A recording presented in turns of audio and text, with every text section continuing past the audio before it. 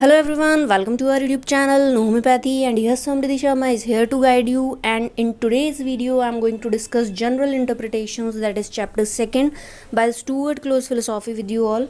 So सबसे पहले आपको ये पता होना चाहिए कि हर चैप्टर का जो नाम होता है वो उसका नाम ऐसे ही नहीं रखा जाता, उस चैप्टर के नाम से ही आपको उस चैप्टर में क्या होता है ये पता चल जाता है. Okay, that's why I focused on the name of the chapter. आप ये देखोगे कि मेरी हर वीडियो में मैं चैप्टर के नाम को एक्सप्लेन करके आपको जो टॉपिक है उसको बताती हूँ. तो यहाँ पर आप देखोगे कि टॉपिक का नाम है जनरल इंटरप्रिटेशन. इंटरप्रिटेशन का मतलब आप क्या समझते हो, that is very much important.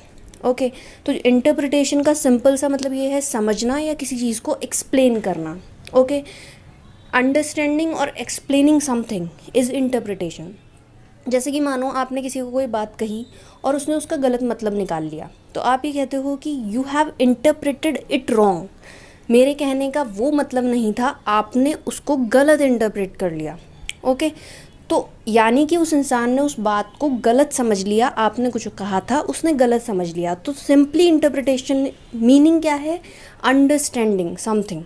और फिर आप क्या करोगे, उसको एक्सप्लेन करोगे कि नहीं, मेरे कहने का ये मतलब नहीं था, ये मतलब था.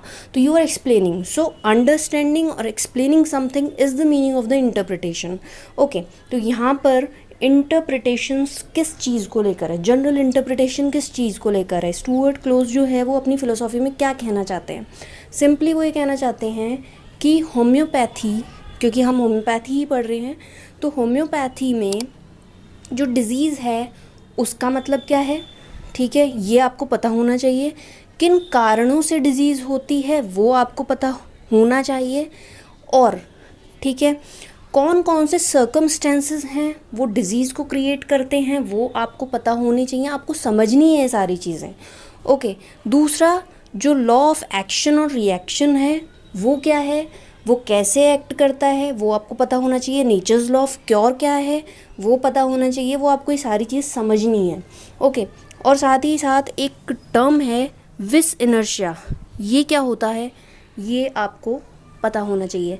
सो जनरल इंटरप्रिटेशन मीन्स अंडरस्टैंडिंग और एक्सप्लेनिंग. तो ये सारी चीज़ें जो मैं है आपको एक्सप्लेन करूँगी इस वीडियो में. तो चलिए हम इस वीडियो को अब शुरू करते हैं.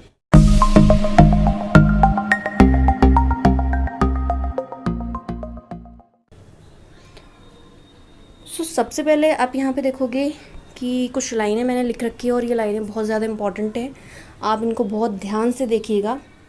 The philosophy of homoeopathy rest upon the following general interpretation of the system of nature which science universally recognise as fundamental. Simple सा मतलब ये है कि होम्योपैथिक फिलोसॉफी जो है वो इन जनरल इंटरप्रिटेशंस पे रेस्ट करती है जिनको जो है यूनिवर्सली फंडामेंटल आपने माना है. जो नेचर्स लॉ ऑफ क्योर है वो होम्योपैथी का फंडामेंटल लॉ है. ओके, तो आप देखो कि पहला तो है the laws and the ways of nature are uniform and harmonious. Okay, जो भी मैं पॉइंट्स यहाँ बता रही हूँ आपको एक एक पॉइंट बहुत ध्यान से सुनना है. The laws and the ways of nature are uniform and harmonious. जो लॉज हैं, लॉ ऑफ नेचर जो है वो हर किसी पे काम करता है. ठीक है, यूनिफॉर्म है. ओके, और हार्मोनियसली एक्ट करता है. ओके, इफेक्ट फॉलो कॉजेज इन अनब्रोकन सक्सेशन. मतलब कोई कारण है बीमारी का और उस कारण से जो भी बॉडी पे आपको इफ़ेक्ट देखने को मिल रहा है वो आपको उस कारण की वजह से देखने को मिल रहा है. ओके, और वो इफ़ेक्ट जो है वो एक के बाद एक फॉलो करते हैं एक दूसरे को. Okay, to every action there is equal and opposite reaction. ये तो न्यूटन्स लॉ है कि आपका एक एक्शन जो है वो रिएक्शन भी लेगा. Okay, to every action there is equal and opposite reaction. Action and reaction are ceaseless, equivalent and reciprocal. जो भी एक्शन और रिएक्शन है उसको आप रोक नहीं सकते. अगर आपने एक्शन दे दिया तो रिएक्शन डेफिनेटली होगा. ओके, और इक्वल इंटेंसिटी का होगा. जिस इंटेंसिटी से आपने एक्शन प्रोवाइड कराया है उसी इंटेंसिटी का रिएक्शन होगा. Motion is ceaseless and transformation continuous. Okay, जैसा कि हम देखते हैं कि मोशन जो है वो होता रहता है, मतलब बीमारी शुरू हो गई, ओके, तो अगर आपने दवाई दी है, उसका कोई एक्शन है, तो वो रिएक्शन जो है वो भी होगा, और साथ ही साथ आप देखोगे कि जो एक्शन हो रहा है, ठीक है, वो उस स्टेज तक पहुंचेगा जहां तक रिएक्शन हुआ था। सपोज़ बीमारी है वो पहले फर्स्ट स्टेज पे थी, जैसे हम देखते हैं पहले सुई किसी को तो प्राइमरी हुई, फिर सेकेंडरी हुई, यानी कि जो डिजीज़ है वो प्रोग्रेस कर रही है, ओके। टीबी देख लो, किसी को टीबी हुआ, ठीक है, तो टीबी जो है पहले बहुत आपको माइल्डर सिम्टम देगा, फिर जैसे जैसे पैथोलॉजी आगे बढ़ेगी वैसे वैसे क्या होगा कि और ज़्यादा जो आपको उसकी पैथोलॉजी है वो देखने को मिलेगी, यानी कि और डिस्ट्रक्शन आपको देखने को मिलेगा। तो ये क्या है, अगर जो बीमारी है वो कंटिन्यूसली प्रोग्रेस कर रही है, यानी कि वो एक तरीके का मान लो आप एक्शन हो रहा है, ठीक है, तो आप जो दवाई दोगे वो दवाई भी क्या होगी, कंटिन्यूसली एक्ट करेगी और वो इक्वल इंटेंसिटी का रिएक्शन प्रोवाइड करेगी। Matter is indestructible and infinitely divisible, okay, जो मैटर है उसको आप डिस्ट्रॉय नहीं कर सकते, और इनफाइनाइटली आप उसको कितना ही डिवाइड कर लो, जब तक वो डिवाइड हो सकता है तब तक तो वो मैटर है। मैंने आपको जो मटीरियलिज्म जो बताया था उसमें यही था कि जहाँ तक आप किसी चीज़ को देख सकते हो, जहाँ तक आप किसी चीज़ को डिवाइड कर सकते हो और वो परसेप्टेबल हो, तो वो मटीरियलिस्ट मानता है, ओके।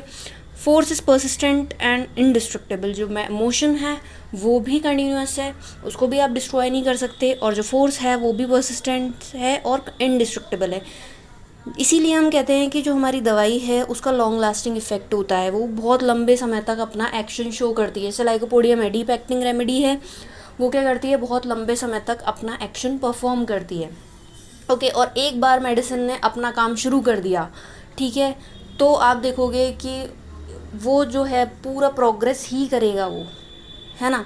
इसीलिए हमको जो दवाई सेलेक्ट करनी है किसी मरीज़ के लिए वो बिल्कुल एक्यूरेटली होनी चाहिए, बिल्कुल परफेक्ट से मिनिमम होनी चाहिए, otherwise it is going to harm. Because अगर एक बार किसी में एक्शन शुरू हो गया तो उसका जो रिएक्शन होगा वो आपको देखने को मिलेगा ही मिलेगा। The quantity of action necessary to effect any change in the nature is least possible, okay, कि अगर आपको कोई चेंज करवाना है तो कितना आपको दवाई देनी है, कितना माइन्यूट आपका एक्शन होना चाहिए रिएक्शन के लिए जो क्योरेबल हो, तो वो माइन्यूट क्वांटिटी में होना चाहिए, ओके।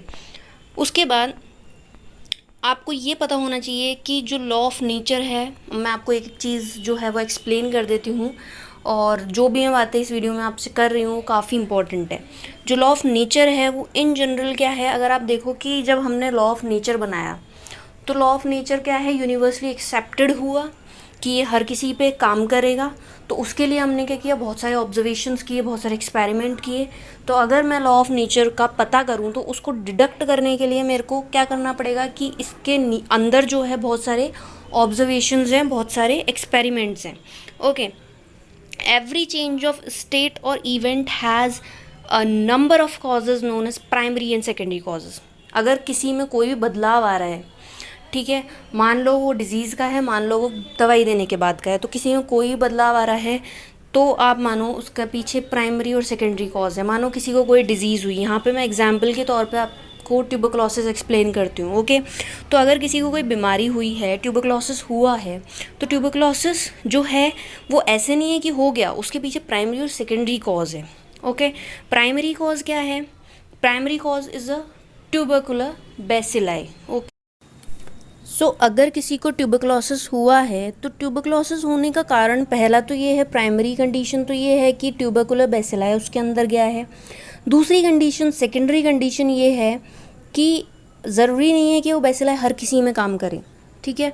उस बेसिलाई को काम करने के लिए खुद इंसान का जो कॉन्स्टिट्यूशन है वो इस तरीके का होता है, पिक्यूलियर कॉन्स्टिट्यूशन होता है, प्री डिस्पोज करता है वो उन बीमारियों को। ससेप्टिबिलिटी भी कुछ टर्म प्ले करती है वहाँ पे, और जो मरीज़ के आसपास का एनवायरनमेंट है, तो ये सारी चीज़ें जो है ये सब कंस्टिट्यूट करती है secondary cause. Primary cause is a bacilli, लेकिन सेकेंडरी कॉज जो है वो मरीज़ के अंदर खुद है कि उसकी ससेप्टिबिलिटी क्या है, उसका एनवायरनमेंट कंडीशन क्या है, उसका कॉन्स्टिट्यूशन क्या है, प्री डिस्पोजिशन क्या है कि वो उस बीमारी के लिए प्री डिस्पोज है भी कि नहीं है।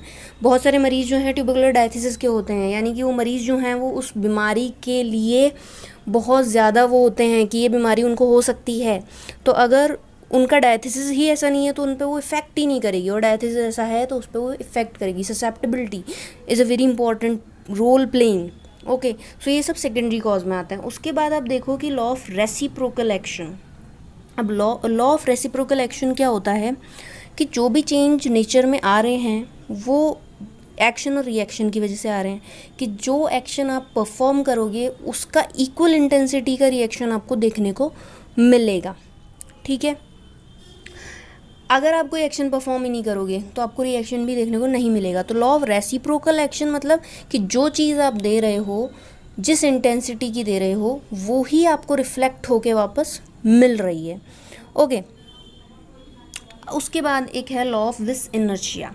ऑफ विस इनर्शिया ये कहता है कि अगर बॉडी के अंदर इंटरनल चेंज आ रहे हैं तो वो एक्सटर्नल कॉज की वजह से आ रहे हैं, कि अगर कोई बेसिलाई आप पे इफ़ेक्ट नहीं करेगा, ठीक है, तो आपका इंटरनल इक्विलिब्रियम वैसे की वैसे रहेगा। ये लॉ ऑफ विस इनर्शिया कहता है कि अगर कोई बेसिलाई आप पे एक्ट नहीं किया तो आप बिल्कुल जिस स्टेट में आप थे उसी स्टेट में रहोगे, या फिर कोई एक्सटर्नल कॉज नहीं होगा तो कोई इंटरनल इफ़ेक्ट नहीं होगा। Okay, so this is the law of vis inertia. Law of causation ये कहता है कि भाई जो कॉज हैं वो तो एग्जिस्ट कर रहे हैं, लेकिन वो इफ़ेक्ट हर किसी को नहीं कर रहे। वो इफ़ेक्ट उन्हीं को कर रहे हैं जिनका प्री डिस्पोजिशन है उस बीमारी के लिए, या फिर जो उसके लिए ससेप्टेबल हैं, या फिर जिनका डायथिसिस है उनको इफ़ेक्ट कर रहे हैं। So these are the two law that you have to remember, that is the law of causation and law of vis inertia. Okay, उसके बाद दो चीज़ें हैं जो डिजीज़ कॉन्स्टिट्यूट करती हैं। टू थिंग दस constitute disease, the quality of organism, okay, which constitute condition for disease, कि ऑर्गेनिज्म किस तरीके का है, कि उसका प्री डिस्पोजिशंस किस तरीके के हैं, ससेप्टेबिलिटी किस तरीके की है, इंटरनल एनवायरनमेंट कैसा है, okay, and the external cause of disease. तो ये दो चीज़ें हैं जो डिजीज़ कंस्टिट्यूट करती हैं। पहली तो ऑर्गेनिज्म की क्वालिटी मीन्स द थिंग्स जो मैंने आपको बताई है, qualities, pre disposition, susceptibility, environment, external environment, ये सारी चीज़ें।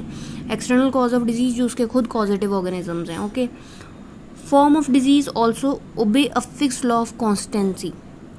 डिजीज़ की जो फॉर्म्स हैं, पहले आपको प्राइमरी स्टेज मिलेगी, फिर सेकेंडरी स्टेज मिलेगी, फिर टर्शरी स्टेज मिलेगी, तो ये भी कुछ समय के लिए फिक्स रहती हैं, कंसिस्टेंसी में रहती हैं।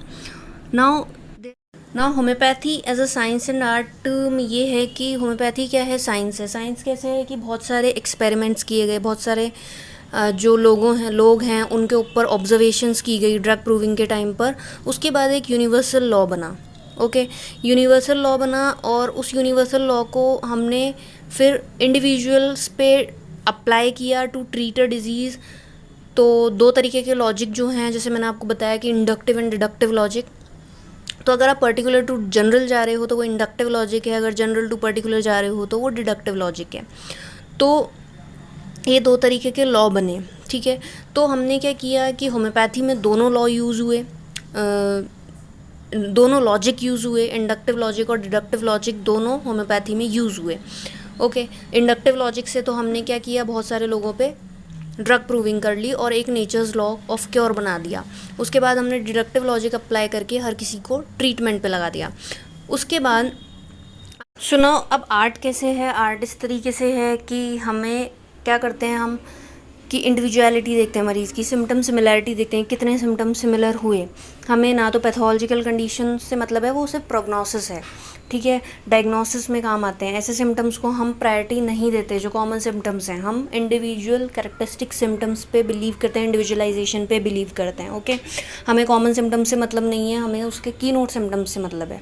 ओके, तो पैथोलॉजिकल कंडीशंस जो हैं, वो सर्जिकल कंडीशंस जो हैं, कितना प्रोग्रेस कर गई डिजीज़, सब प्रोग्नोसिस के काम आता है, डायग्नोसिस के काम आता है, ठीक है। लेकिन ये सिलेक्शन ऑफ रेमेडी में काम में नहीं आता। So it is an art कि जो फिजिशियन है उसको ये चीज़ पता होनी चाहिए कि अब सारी चीज़ें मुझे पता है तो मुझे किस तरीके से मेडिसिन को अप्लाई करना है, मेरे लिए कौन से सिम्टम्स मरीज़ के काम के हैं, कौन से काम के नहीं हैं, तो उनको ये क्राइटेरिया भी पता होना चाहिए। ओके, तो ये सारी इंपॉर्टेंट चीज़ें थी जो मैंने आपसे इस वीडियो में डिस्कस करी इस टॉपिक की। मुझे उम्मीद है आप सबको समझ में आया होगा कि इसमें आपको लिखना क्या है, क्या चीज़ें इंपॉर्टेंट है। तो ये जो 8 पॉइंट मैंने बताए हैं तो आपको ऐसे के ऐसे लिखने हैं। साथ ही साथ आपको law of reciprocal action, law of equal and opposite reactions, okay.